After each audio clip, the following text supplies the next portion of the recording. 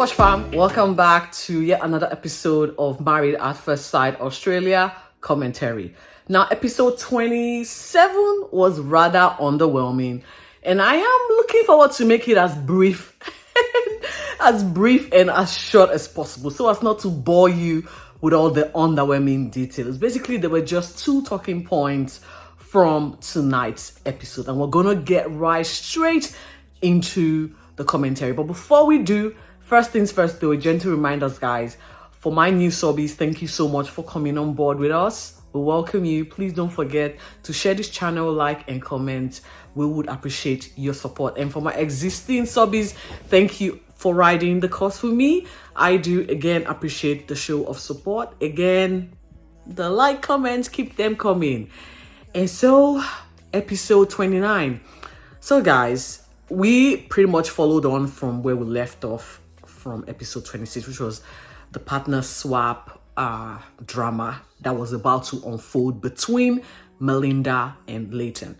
So I'm going to make that my last commentary, but because I said it was just 2 talking points. The first talking point, however, was the return of the castaways, guys. Yes, so tonight saw us having to welcome back the castaways, those singles, some of them are now singles, I guess, who exited the show in a disgruntled manner, or should I say, they left the show without having what they came to the show for, which is a spouse. And yes, Sandy was the first up. The other girls had already gotten ready, dressed to the nines, and were looking to have the drinks and the cocktails for days. And so we saw Sandy, Melissa, the honey mom, you remember her? Kathleen, of course, Claire, who just left not too long ago. There's Janelle, who had a few bones to pick or redress with Claire. And so we see all of these couples walking in, as well as Taylor. They came in, and before they were able to get their point across, we saw yet again Brontë walking off the girls' night. It's now a team, and I'm going to say I respect her for actually walking off from confrontation, because you don't want to have a sort of a situation whereby you're unable to manage your emotions and then it gets the best of you. If you're able to walk off before things get out of hand, that's the best advice. And seriously, I'm going to commend her for doing this consecutively, following 4 confrontations and seemingly personal attack directed towards her. So again, the drama followed off from Melinda having to try and respond to the fact that she feels Brontë was responsible for her husband not coming back to their apartment. I'm going to address this at the end, after the partner swap. And Bronty's like, it's not my problem.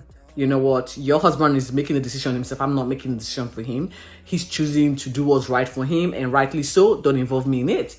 And Sandy, again, cast off, wanted to find out if Brontë isn't being manipulated, and Brontë vehemently refused to accept that notion that she's being emotionally manipulated. And she called Sandy out for, speaking to what she doesn't even know, because she left the show and a lot has happened after she left, and questioning her emotional states, or rather emotional management by Harrison or not, is out of line. And as soon as it was getting a little bit heated for her, she got up and left. And yeah, that was how that ended. We then saw the girls trying to rally around Sandy to see how she was doing following the breakup of her, or the demise of their relationship with her relationship with Dan on the show. Spoiler alert, we did know that Dan moved on to one of the female guests at his wedding, right? But then guess what? We hear that marriage is that situation is no longer happening. They've also have gone split view, and Dan is supposedly back with his ex. Now this is what Yahoo or Daily Mail or 9.com.au is reporting. I'm giving credit to all 3 because I'm not sure where I got this particular story from, but I know I got it from the internet. And so yeah, it just shows that there's one particular denominator that's, a little bit unstable, and that is Dan. We're calling it, he's no good. And yeah, so the girls sort of cheered her on. Kathleen came with a motivational speech for all the girls. She's pretty much in a better space. We're happy for you, Kathleen. And the talk of the night was basically Janelle and Claire. We all know what transpired between Adam and Claire. And there wasn't really much of a resolution between Janelle and Claire that was aired or that we saw. But tonight, it was certainly, poised for a showdown, which wasn't really the case because, again, Claire went in accepting her fault and saying, I'm sorry, I am responsible, forgive me, I should have known better, I should have been better for you, been there for you, informed you beforehand or informed you as soon as it happened, and I didn't, and I'm taking responsibility. And Janelle accepted that apology because Claire has one thing that girl is the fact that she's honest and accountable for her actions and poor behavior, and you cannot fault someone who is apologetic when they do something wrong. And yes, like I said, it was an underwhelming night. Honey Mom, I don't know, there wasn't much airtime. Taylor really didn't speak, or if she did, it wasn't aired. Producer probably didn't want to give her any airtime. And we head over to the boys' night. The boys were again having the time of their life. We saw Josh returning, Adam obviously coming again to apologize to the group, except for Janelle, who he did wrong. Now, two people were sort of missing, Dan and Jesse. Jesse, however, we know he didn't show up. But from what I heard from the internet, thanks to Yahoo, Lifestyle, or 9.com.au or Daily Mail, they are reporting that Dan was indeed present, but producers refused to give him any airtime, following the fact that he sort of gave a little bit of a spoiler to the press that whilst the show was still running, he was out and about frolicking with his now ex-girlfriend, Samantha. I'm not sure her name now. And so they did not want to give him any more airtime. And yeah, I will not blame Nine. This is their money maker. Now, they're going to try and ruin it for me, and I'm going to be giving you more airtime. No way. I also hear there might be an alleged legal infight going because Nine News might be suing him for spoiling their show. I don't know. This is, again, what I read from the internet. It's all alleged. And there we go. Now, with the boys' night, there really wasn't any much drama.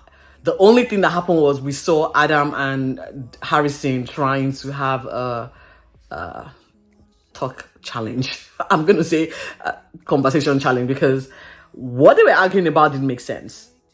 And I think, again, Harrison was just playing to the cameras because at every point in time, you could see him smacking, looking at the cameras, looking into the cameras.